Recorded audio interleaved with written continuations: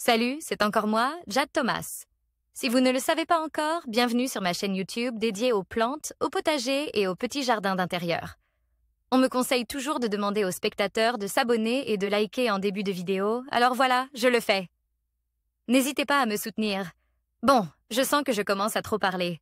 Passons directement au sujet de la vidéo d'aujourd'hui. Bonjour à tous. Dans cette vidéo, je vais aborder un mythe horticole qui suscite beaucoup de débats. Est-ce que supprimer les fleurs fanées des lilas améliorer vraiment la floraison?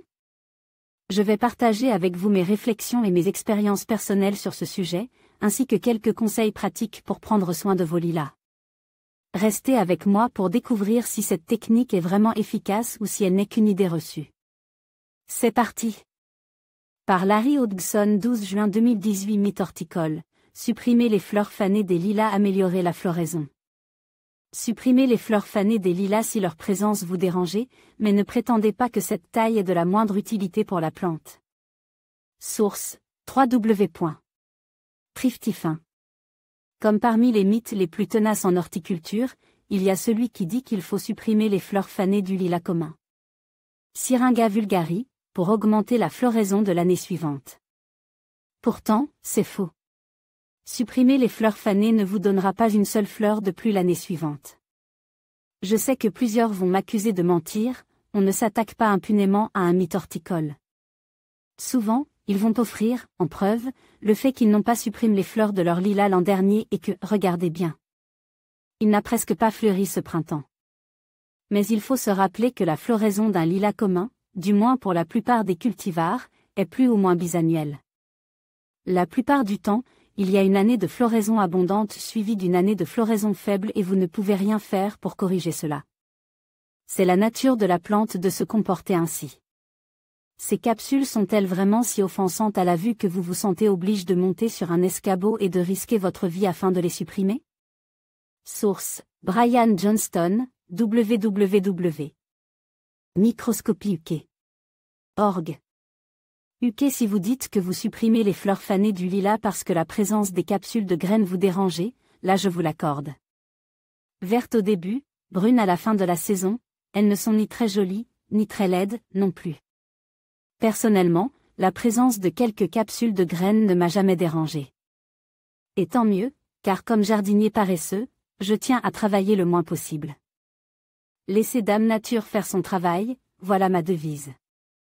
L'origine du mythe: l'idée qu'il faut supprimer les fleurs fanées du lilas vient du concept que produire des graines sape l'énergie d'une plante, ce qui est vrai, à un certain degré et pour certaines plantes.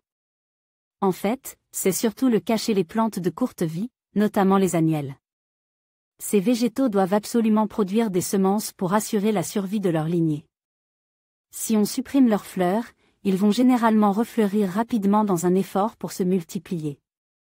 Cela est beaucoup moins vrai pour la plupart des plantes permanentes, arbres, arbustes, conifères, vivaces de longue vie, etc. Elles font d'amples réserves en vue de leur floraison annuelle. Si cette floraison est déjouée, si le gel, un animal ou un humain vient éliminer leurs fleurs avant la maturation des semences, par exemple, la plante se reprendra l'année suivante, avec une floraison tout à fait normale. Ces végétaux ne mettent pas tous leurs œufs dans le même panier. Si une tentative pour produire des semences échouait, ils remettent ça à la prochaine saison. Essayez de supprimer toutes les fleurs d'une vivace, une émeraucale ou un phlox, par exemple, pendant une année et vous verrez. Cela n'augmentera pas la floraison de l'année suivante. Mais on peut tailler un lilas, pour d'autres raisons la suppression des fleurs fanées est seulement un des types de taille qu'on peut pratiquer sur un lilas. On peut avoir d'autres bonnes raisons pour le tailler, des raisons qui vont rapporter. Si vous supprimez tous les ans la majorité des drageons et une ou deux des branches les plus anciennes, cette taille gardera votre lilas constamment renouvelé, prêt à fleurir abondamment. Source: www.Provenwiner. Comme par exemple, supprimer les nombreux drageons afin de réduire la compétition pour les ressources et ainsi stimuler une meilleure floraison, rabattre des branches devenues trop hautes afin d'avoir les fleurs plus près des narines, supprimer de vieilles branches moins productives ou malades, etc. Si vous devez tailler un lilas et que vous voulez qu'il fleurisse l'année suivante, il faut faire cette taille dans les 2 ou 3 semaines qui suivent la floraison, car votre plante commencera au cours de l'été à produire les boutons floraux de l'année suivante. Boutons qui resteront dormants sur les branches pendant l'hiver. D'ailleurs, c'est le cas pour tous les arbustes à floraison printanière. Si vous devez les tailler pour une raison quelconque, mieux vaut le faire dans les 2 ou 3 semaines qui suivent la floraison. Ainsi, vous ne supprimerez pas par inadvertance les boutons floraux de l'année suivante. Bonne taille, mais taillez votre lilas au bon endroit, probablement plus à la base qu'à la tête, pour réussir une taille fructueuse. Pourquoi gaspiller votre énergie à supprimer inutilement les fleurs fanées? Nos partenaires locaux.